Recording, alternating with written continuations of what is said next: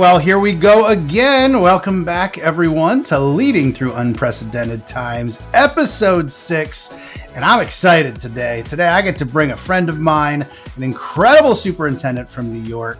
Listen up, folks. You get to meet, if you don't know, the one and only Erik Gundersen. Erik, how are you, my friend? It is good to see you today. Thanks for being on the podcast. Great. You're giving me a nice ego boost right off the bat, my friend. The one and only. But you say that to everybody, don't you? Yeah, pretty much. So, we had the opportunity to connect through one of our former Future Ready advisors, longtime superintendent Matt Miller introduced, and still remember getting to have lunch with you one day and just picking your brain. And at that day, I was like, I need to have this guy on the podcast. So incredibly well-respected superintendent, well-connected throughout the country. Erik, give folks a little bit about your journey, just to where you are to now being a superintendent in New York. I appreciate that. And by the way, I think often about that lunch because you inspired me with a lot of your own personal stories. And I got to see that, what we either see on stage or what we see in your podcast, like you truly do internalize that. And that was a meaningful experience for me. You talked about your kids, your experience as a school administrator, and now the work that you get to do on the national or maybe even international level was inspiring. So thank you for having me on there. This is great. Thank you. So, my journey. Oh my gosh. It's been quite a journey. I started off as a physics teacher in a school district in New Jersey. I loved physics. I loved teaching. Never thought I wanted to get out of teaching. Somebody said, "Oh, would you want to become an administrator one day?" And I thought, why in the world would I want to do that? Because otherwise I would have gone into business or I would have gone into something else in college. No, I just want to be in the classroom. And so I stayed in the classroom, but just for 7 years. And I was quickly brought on to be our union representative and then our union president. And it was when a new superintendent came to our district, and this is the Pascack Valley Regional High School District in northern New Jersey, where I met him and I got to really interact with him in a meaningful way. And I thought, this guy is going to make a lot of positive changes around here. And you know what? Maybe being a school administrator isn't all bad. And he gave me the opportunity to lead the Teachers Association in a really constructive way with him. I got to see what a real partnership was. Became a science supervisor for a period of time in the district. Became a director of curriculum, and then became the superintendent in that same district for a period of about 11 years. And now I jumped across the border into New York State, and I've been here for about 3.5 years in the Suffern Central School District, and I'm loving every minute of it. Awesome. And, it's near and dear to my heart. Grew up close to there, it's always fun for me to pass that Suffern sign when I return back to New York. And so tell us a little bit about Suffern, just in terms of the size of the district and just its location and whatnot. Yeah, so Suffern is probably about 45, depending upon where you're going in New York City, about 45 minutes to an hour outside of New York City. It's right on that New Jersey-New York state border. We have about 4,000 public school students, and we have 6 school buildings. It's a very diverse pool of students. We have some very high wealth. We have a strong, robust middle class. And we have a portion, about 30% of our students are on free and reduced lunch. So a wide gamut of financial backgrounds, and then also racially as well, a very diverse district. Of course, over the last several years, we've had more and more newcomers to our country coming into the Suffern Central School District. So we've been working on those opportunities and challenges.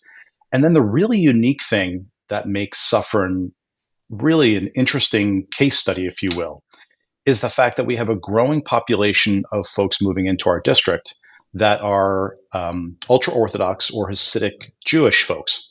And those folks typically do not take advantage of public schools. And so, as I mentioned, we have 4,000 public school students. Suffern Central is home to 2,000 non-public school students as well, that under New York state law, we're obligated to transport all of those students to their different schools as well, which is fascinating.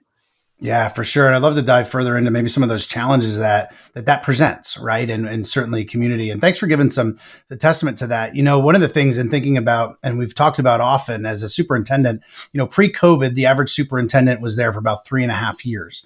Currently, it's less than 3 years that the average superintendent is there, which can create some turmoil in districts, right? A board election, a board changes, they start going in one direction. Now we're going in another direction. Now, 3 years later, we have a different vision and all these starts and stops, which can create a lot of frustration for folks. But one of the things that you get is the key to leadership, the key to sustainability, the key for all those pieces related to just those kind of core tenets of the value of leadership and the value that you bring. And I know you've brought such stability in the last number of years there to Suffern. So talk to us a little about your leadership style and just the importance that you see, the words that you have for other leaders and just the role that they play. Yeah, it's not revolutionary, my philosophy on leadership, that's for sure. Many of your prior speakers have talked about it before, but it's certainly important to talk about. And that is being humble and the importance of connectivity. So when I talk about being humble, recognize that I make tons of mistakes, right? But it's your intention when you're making those mistakes. How you're making those mistakes and how you respond and react afterwards, that makes a big difference, right? I'm a big believer in taking calculated risks. And I think, you mentioned that short 3-year average tenure window for superintendents. That's rough. And I know there's so many external factors that can cause a person not to continue in the superintendency. Sometimes it's a difficult board or community, or they make a bad decision. But really, if you're afraid to make a risky decision, then that's a bad omen for you. You have to be able to take those calculated risks and understand that you might make those mistakes. The other aspect that's really critical to me is surrounding myself with great people. I'm just your average person who I believe is able to bring people together and communicate with folks. But really, I need to make sure that I'm surrounding myself with great principals, great teachers, great counselors, great assistants, people that are really going to help me do this work and point out when I might be going in the wrong direction. And then I mentioned that piece about connectivity. I'm not talking about digital connectivity, although that's important as well. But being connected to people, everybody, as much as you possibly can. If you can remember a little personal detail about somebody and bring that up the next time you see them, that creates that bond that even if you don't work with them every day, they recognize that you care and show that you legitimately care. And they'll care about you as well. You'll be a happier professional, a happier leader, and your district will thrive. Yeah, I love that. And I don't know what the direct connection is, but I love the connection between somebody that's really human focused and humility. Right. Understanding the needs of people and recognizing that the higher up we go, we have more of a moral and ethical obligation to have a servant heart. Right. And I also think there's such keys to add what you're saying there too, to leadership around vulnerability. And it's hard as a superintendent because you're balancing, not to remind you, but you're one board meeting away from looking for a new job. Right. And that's for every superintendent in our country. That's the reality. Right. So that's hard with such vulnerability when you goof up, when you mess something up, right? Because that's always out there. That's always that fear factor of what if, but there's such a key to vulnerability and leadership and humility and leadership, right? Nobody wants to follow that arrogant, egotistical person that's, either never been there, never done that, or that had the perfect classroom when they taught, and so I appreciate you bringing that out. And, it's something just having been able to be around you and seen sessions you've led and just other pieces, that it's something that radiates in you, just that humility, but that human-centered side of things, I think is so vital. One of the things I'd love to ask you about, I was thinking about in your intro, you talked about almost having an entire career in another state, right? And it's interesting as well about, you taught physics and you talked about the willingness to take calculated risks and maybe even like the notion of kind of failing forward, right? I don't always put, to be honest, in my own stereotype, physics with the ability to like screw it up and figure it out, right? And I guess great physics people have to do that all the time, right? But I sometimes picture here's a perfectionist, which, hey, when we work with people, life is going to happen. But you talked about, you're almost this full other career and then restarting in New York. One of the things that I know you value really is this intentional new beginnings, the importance of jumpstarting or restarting, and I think sometimes to reinvigorate some of that energy. I know there's been times in my career where, I feel like I've just in this one position, I feel like I'm just kind of like just going through the motions after this point. And then I go somewhere else and I feel reinvigorated, right? Talk to us a little about, maybe from your journey or whatnot, because I know educators can feel like that at times. And sometimes that change can be really good. So thoughts on that? Yeah, so I'll even go back way to when I was teaching physics. I was in my 20s and I was teaching and really inspired by these two other individuals. Another fellow physics teacher, Phil Goodyear, and a technology education teacher, David Tedesco. And they were experienced teachers, really high quality folks.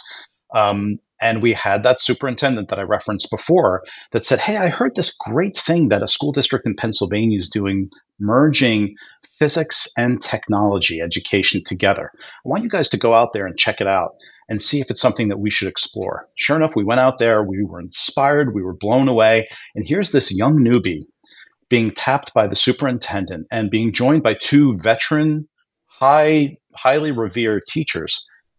And we're coming back and we're like, you know what, we can do this. And I saw from two experienced teachers how that opportunity reinvigorated them. I was still a young whippersnapper, right? Ready to do anything at that time. But I saw what that little piece of inspiration did for them and how that was life changing for them. So they had that opportunity for a restart after a couple of decades teaching in the same classrooms that they had always taught, right? And we created something really special.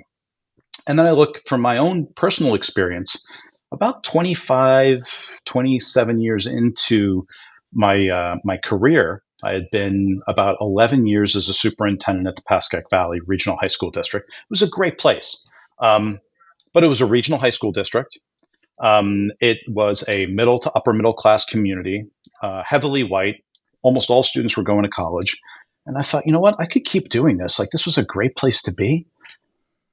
But do I want to expand? Do I want? I kind of felt that itch, and the Suffern Central School District opportunity opened up, and I am thrilled that I've been able to go ahead and move forward with it.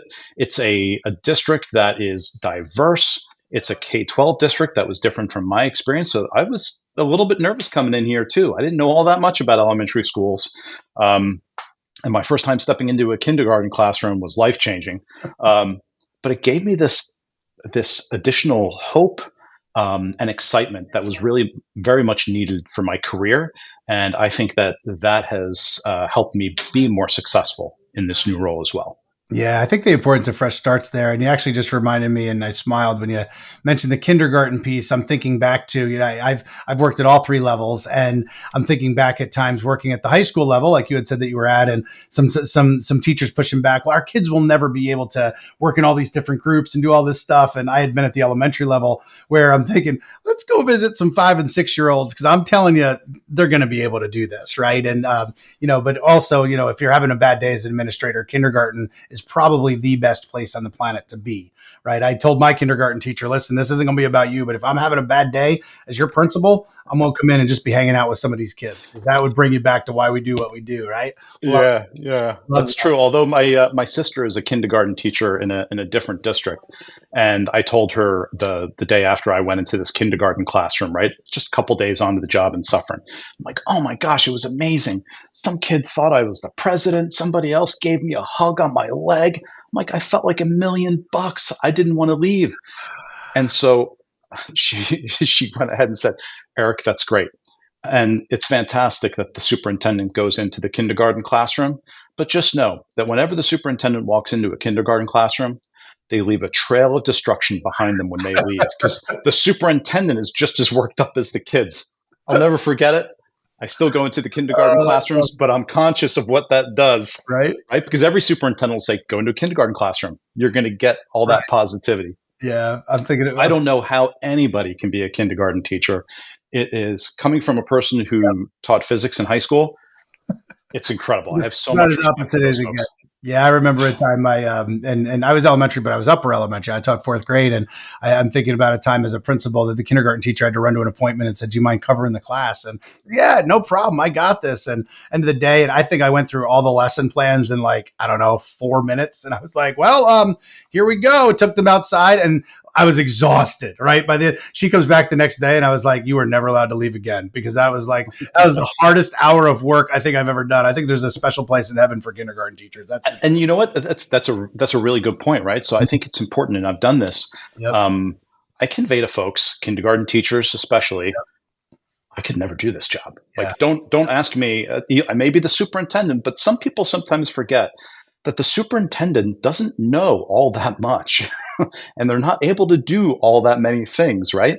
So I, I will never say that I can do the job of a kindergarten teacher, or, especially some really specialized roles in the district.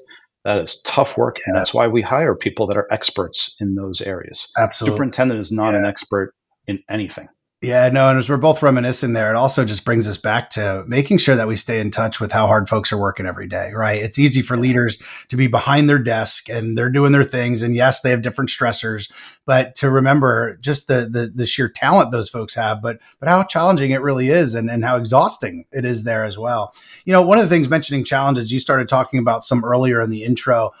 Talk to us about a challenge you faced as a superintendent, or maybe as a district. You can go any direction that you want here. Just a challenge that you faced, and because the adversity today, the challenges are just so plentiful, and we feel as leaders we're constantly under the microscope and thing. What's a challenge that you faced in the last year or two, that or last few years, that you've really had to work through, think through, that you didn't learn in superintendent school, but you've had to navigate with the community and other folks? What comes to mind?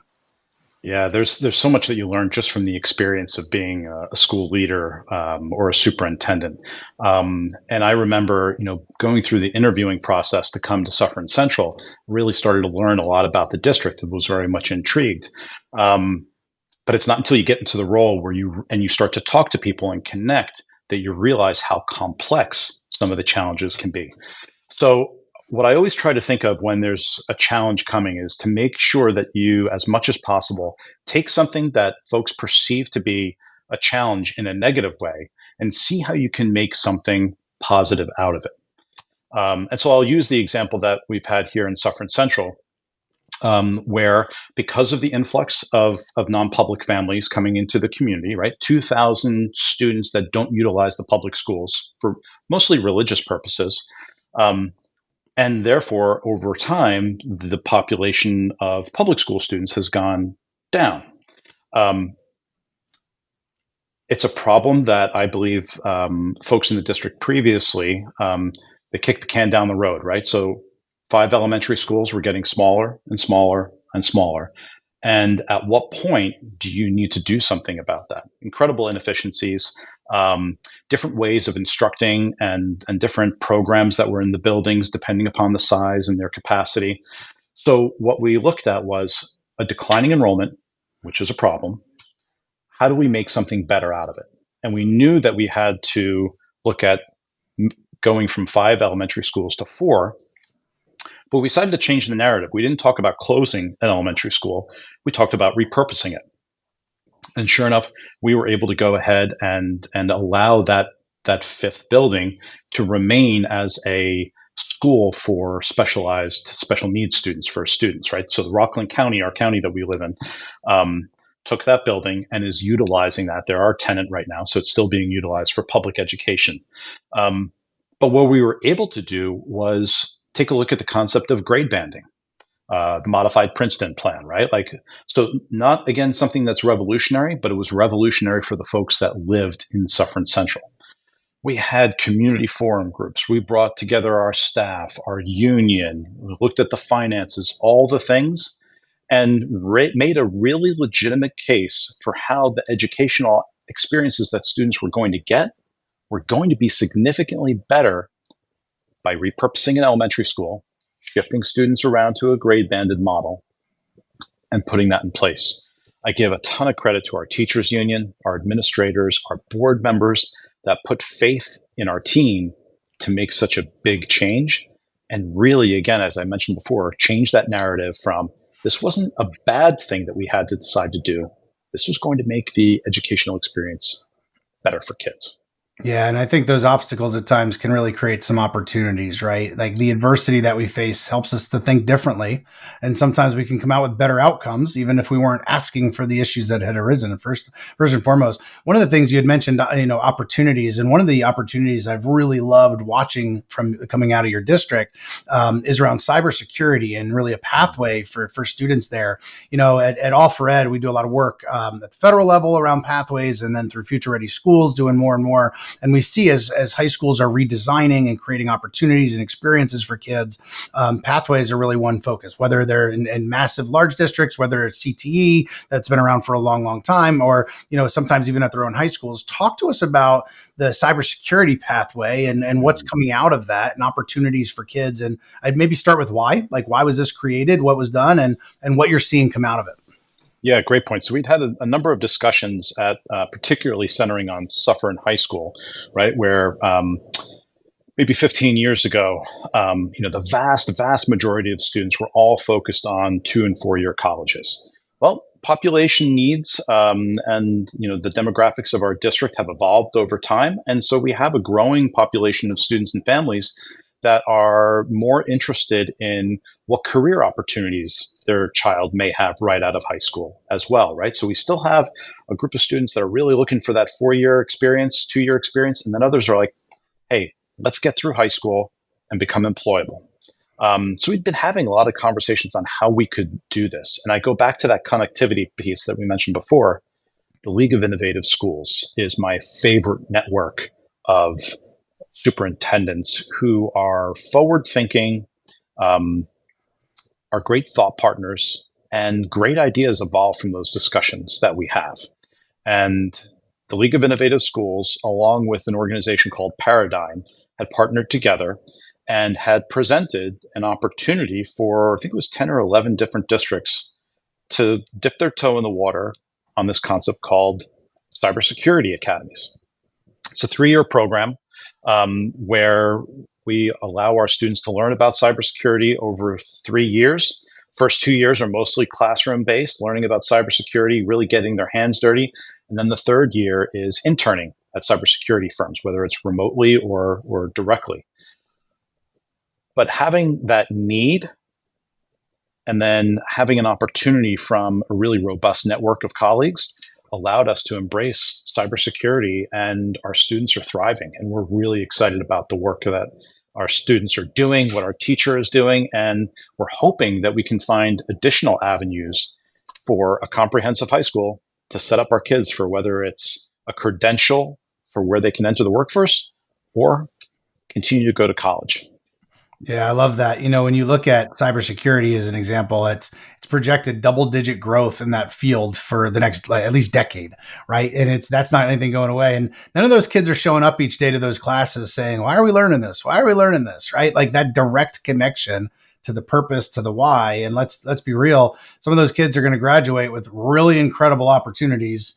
And by the way, no student debt, just throwing that out there, and having these credentials and all these pieces that they learned that they were passionate about. So kudos to you and that partnership, and a shout out to our friends at Digital Promise. They do awesome work. Love the work that they lead. They do. I also love your connection to the network and with other districts there, kind of going at it and doing it together. And a shout out to Paradigm, as you said, for helping you and supporting that. But at the end of the day, you're working to create opportunities for kids that create real world skills that they can leave there choosing. And maybe they choose, hey, I've learned a lot and that's not the direction I want to go. I'm going to go over here. But guess what? They now have other tools that they can use moving forward.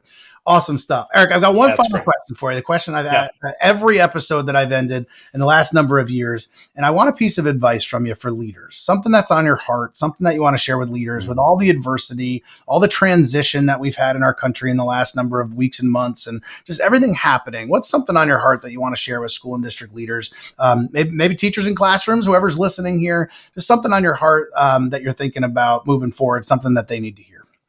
Yeah, so I'll give you 3 things. Always stay centered on your purpose in getting into education. It's about doing great work for students, right? Great work for kids, seeing them grow. Number 2, remember that there can be a new board that comes by every year. There can be a new governor every 4 years. And as we're seeing right now, a new president every 4 years. And so we're recording this podcast now, less than 2 weeks after the Trump administration has taken over. And in the last week and a half, we've been peppered with executive orders where folks, whether it's in our schools or in our community, are expecting us to respond to these new policies that are coming out. And all I can say to folks is just stay calm and keep your head, keep your chin up, and keep looking forward, and don't react to every little bit of news that comes out, because rational minds are going to prevail. Things are going to be okay. And yeah, are we going to have to pivot and adjust accordingly? Absolutely. But don't become the reactionary leader where you feel like you have to send out a communication to your community every other day about the news. Keep focused on the work. Help the families and students who are anxious about what's taking place. But if you remain calm, they'll remain calm. And my final little piece of advice that keeps me centered is take the work that you do really seriously, but don't take yourself seriously. Learn to poke fun at yourself, being, self-deprecate a little bit every once in a while. And it's good for you. It's good for your team. Have some fun with what you do and smile, because this is great work. Such awesome advice, my friend. It is always awesome to see you. Erik Gundersen, everyone. Erik, thank you so much for your time. Thanks for devoting the time for our listeners, and keep leading the way, my friend. Right back at you. This has been great. Thanks so much, Tom.